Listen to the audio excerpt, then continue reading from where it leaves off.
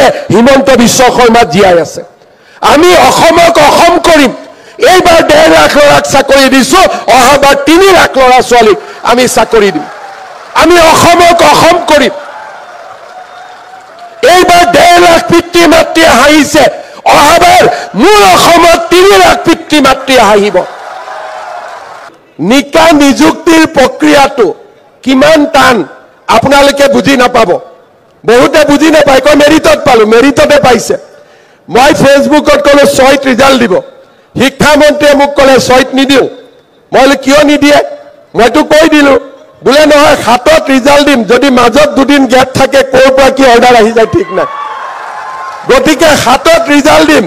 আৰু note appointment দিম মই কলো আজি এয়াৰ শো আছে অসমত কেতিয়াও আগতে ইমান ডাঙৰ এয়াৰ শো অহা নাই 10 তাৰিখে দিও বুলে নহয় ৰাতি 8টা বজাত আজিয়ে দি দিম আৰু শিক্ষকসকলে কালিয়ে জয়েন কৰি দিব ৰাতিপুৱা কাম শেষ তাৰ মানে নিকা নিযুক্তিৰ কাৰণে কিমান পৰিকল্পনা কৰিব লাগে আপোনালোকে বুজি পাওক যেতিয়া মোৰ আজি মনত আছে 2012 চনত মই শিক্ষা মন্ত্ৰী আছিলো টেটত নিকা নিযুক্তি দিম উৎসাহেৰে মোৰ মন ভৰিয়ে টান টান প্ৰশ্ন মামা কমাণ্ডৰ পোষ্ট কেতিয়া ওলাব মামা 4000ৰ এপইন্টমেন্ট কেতিয়া হ'ব আপোনালোকৰ পিছতে আৰু 4000 থিয় হৈ আছে নহয় এতিয়া মোক গাঁৱত গলে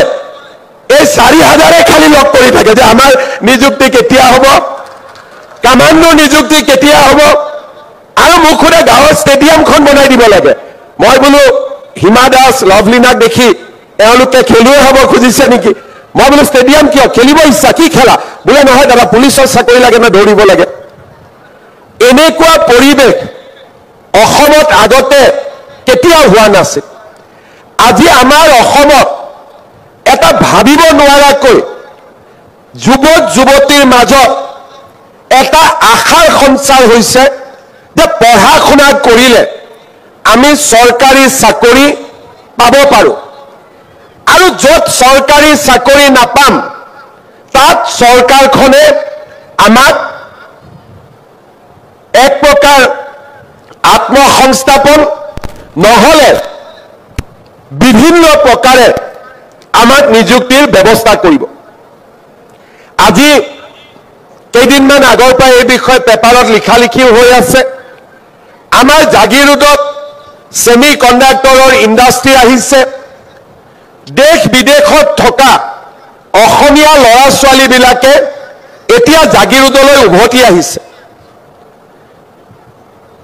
আজি আমাৰ ৰাজ্যখনত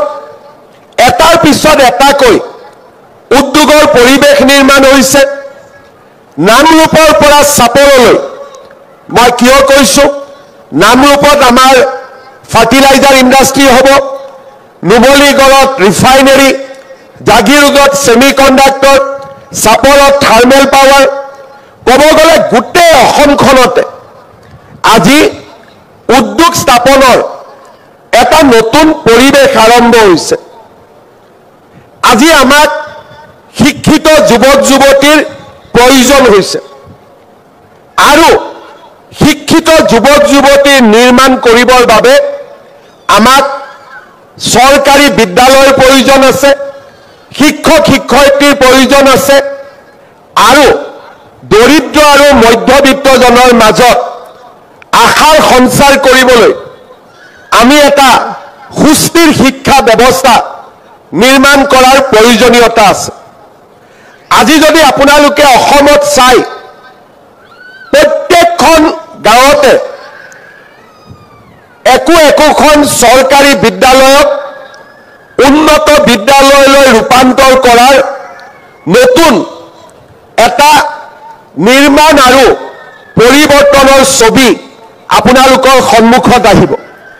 8 কোটি টকাৰে হাইস্কুলবিলাক নতুনকৈ নিৰ্মাণ কৰাৰ চেষ্টা কৰা হৈছে চাহ বাগিচাৰ ভিতৰলৈ গৈ হাইস্কুল নিৰ্মাণ কৰা হৈছে আৰু দূৰ দূৰণিৰ অঞ্চললৈ গৈ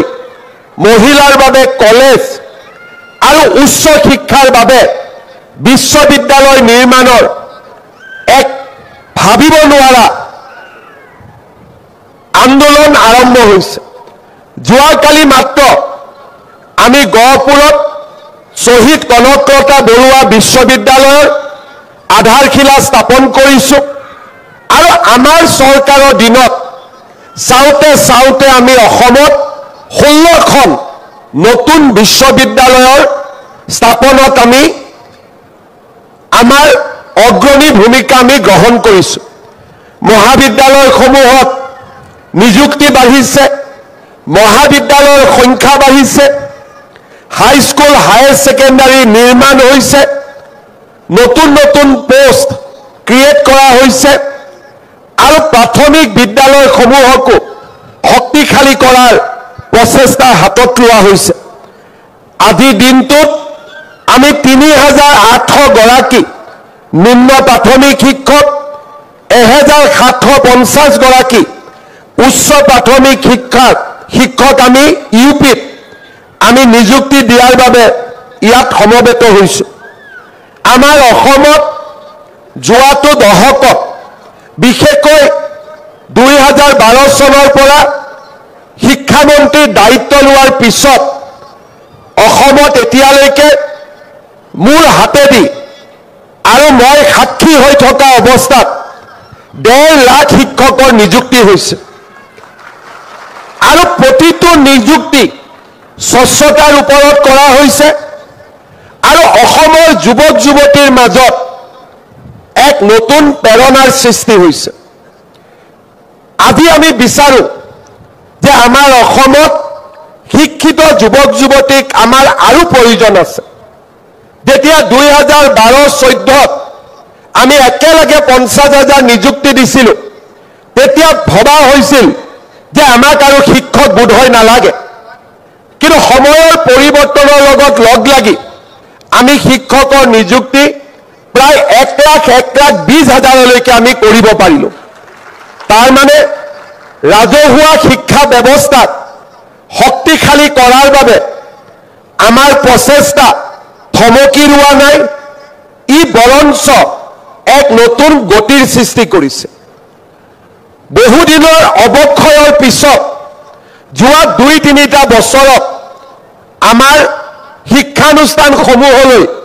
ছাত্ৰ ছাত্ৰী উভতি অহাও আমি দেখা পাইছোঁ। চাহ বাগিচাৰ বিদ্যালয়সমূহত শিক্ষা এৰি যোৱা বহুত শিক্ষাৰ্থী পুনৰ শিক্ষানুষ্ঠানলৈ উভতি আহিছে। চৰকাৰী চাকৰিত স্বচ্ছতা অহাৰ লগে লগে এচাম পিতৃ মাতৃয়ে নিজৰ ল'ৰা ছোৱালীক পঢ়াত মনোনিৱেশ কৰিবলৈ বাধ্য কৰিছে।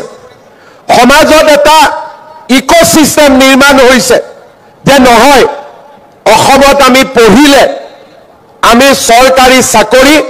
বা আন কৰ্ম সংস্থাপন আমি পাব পাৰোঁ। ৰাইজৰ অটুট বিশ্বাসে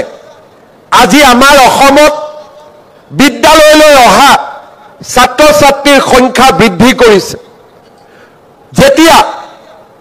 তৰকাৰী বেপাৰীৰ ব্যৱসায় কৰা এগৰাকী পিতৃৰ সন্তানে এটকাও ঘোষ নিদিয়াকৈ চাকৰি পায়,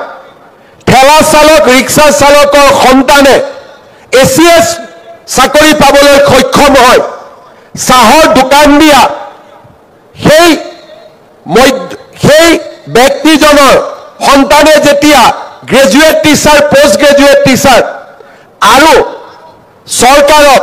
চতুৰ্থ বৰ্গৰ চাকৰি কৰা পিতৃ মাতৃৰ সন্তানে যেতিয়া টেটৰ শিক্ষক হিচাপে টকা পইচা নিদিয়াকৈ নিযুক্তি পায়, সেইখন সমাজ সলনি হ'বলৈ বাধ্য হয়। সেইখন সমাজে সুৰুজৰ সোণোৱালী পোহৰৰ ফালে আগবাঢ়ি যাবলৈ বাধ্য হয়। যোৱা 5টা বছৰৰ অকৃত্ৰিম পৰিশ্ৰম আৰু প্ৰয়াসে আজি এখন নতুন সমাজ নিৰ্মাণ কৰিছে। মই যোৱাকালিও গহপুৰত কৈছোঁ যে অসমীয়া এতিয়া আবেগৰ দ্বাৰা পৰিচালিত হোৱাৰ সময় নহয়। আবেগে আমাক আলফাৰ আন্দোলনলৈ লৈ গৈছিলে, হাতত আমাৰ একো নাপালোঁ। 20,000 যুৱক যুৱতী আমাৰ মাজৰ পৰা মাত্ৰ আঁতৰি গৈছিলে। দীৰ্ঘদিন আমি অসম আন্দোলন কৰিছিলোঁ, হতাশাৰ বাহিৰে